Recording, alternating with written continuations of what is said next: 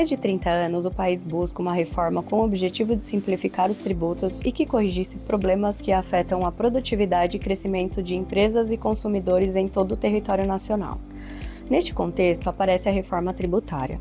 Sancionada em 2024, o texto já começa a ser implementado a partir de 2026 e entra totalmente em vigor em 2033.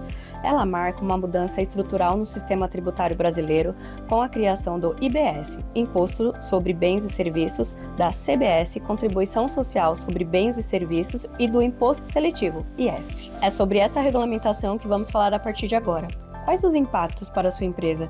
Será que os impostos vão aumentar ou diminuir? O que pode ser feito para reduzir as surpresas? É o começo de uma série de conteúdos em que vamos te explicar ponto a ponto e compartilhar quais as mudanças no seu negócio. Eu sou Claudiane Alves, especialista em planejamento tributário na Taxation Mind, e te convido a me acompanhar nos próximos minutos. Vamos lá?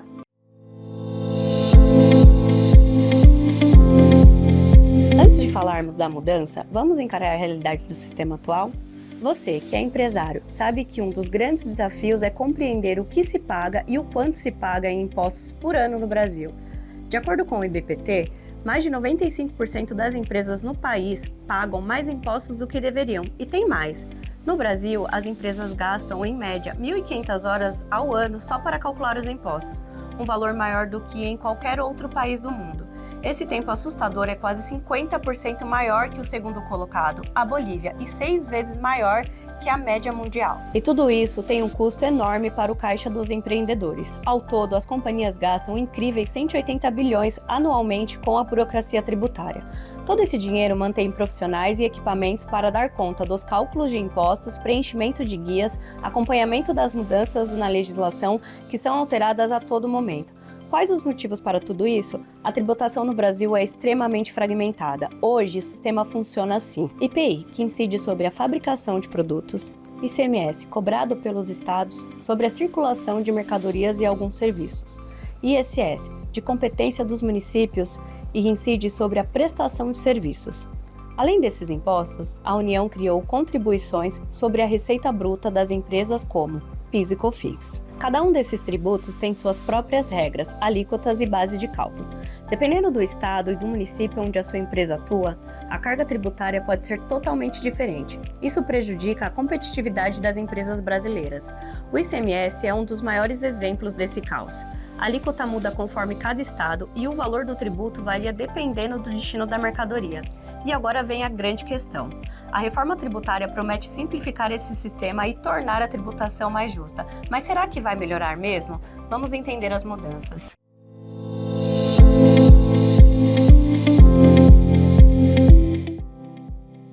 A reforma aprovada no Brasil optou por um modelo de IVA dual, parecido com o modelo adotado no Canadá.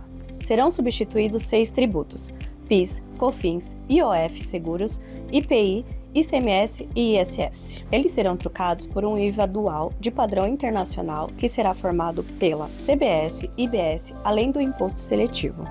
A CBS será de competência federal e substitui o PIS, COFINS e IPI. Já o IBS vai unificar os impostos cobrados por estados e municípios, que são o ICMS e o ISS. E qual o objetivo disso? Criar um sistema tributário claro e previsível, reduzindo a burocracia e tornando a cobrança mais eficiente.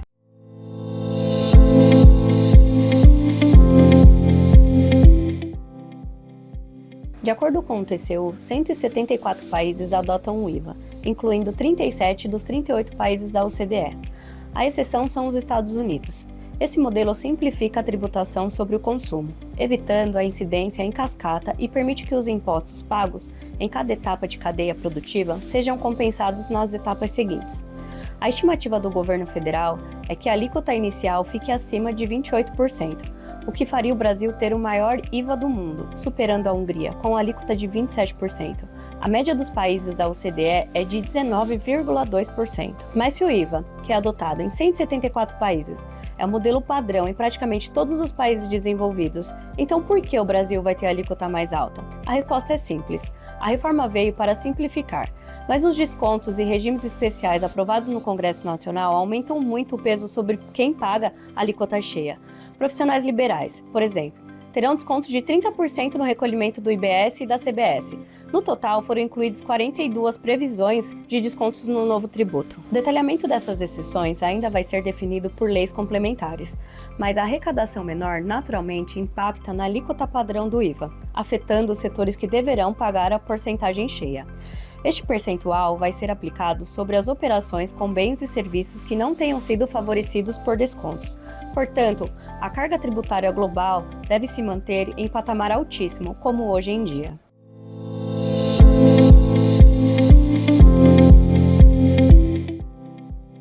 Elas ainda serão definidas por leis complementares, mas o modelo já está definido. A União vai fixar a alíquota da CBS e os estados e municípios vão fixar a alíquota do IBS.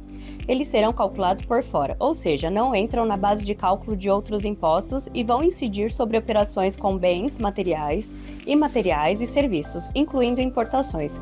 As exportações ficarão isentas, mantendo a competitividade internacional.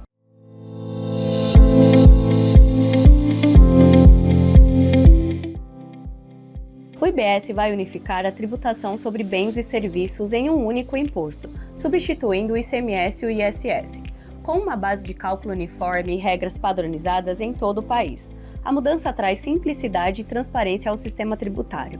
Mas, muita atenção, a transição vai ser gradual, fazendo com que a sua empresa trabalhe com 2 sistemas tributários ao mesmo tempo.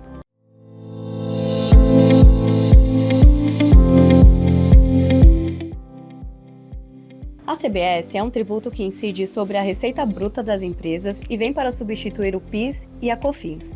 Ela adota um modelo de não cumulatividade, permitindo que as empresas se creditem do imposto pago nas etapas anteriores da cadeia produtiva, reduzindo a tributação sobre cada fase do processo.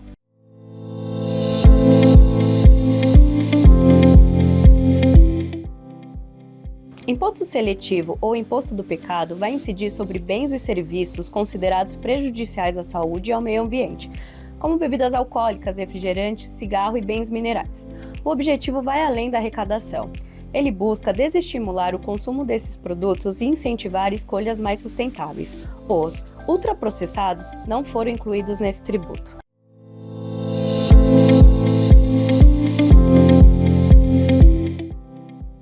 A não cumulatividade foi modernizada com a reforma tributária. Ela evita a oneração excessiva da cadeia de produção, como é hoje em dia. Calma, eu vou te explicar de um jeito mais claro.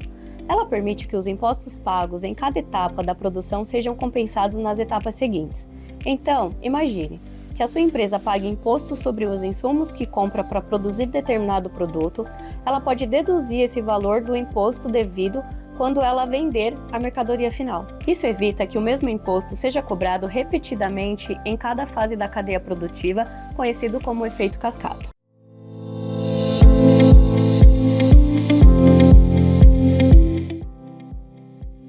A reforma tributária prevê uma transição gradual que começa em 2026 e termina em 2033. Nesse período, as empresas terão que se adaptar a 2 sistemas ao mesmo tempo. A ideia é regredir o percentual dos tributos que existem hoje em dia, enquanto aumenta a porcentagem dos novos impostos. A transição não será simples, e quem se preparar desde cedo vai ter uma vantagem significativa.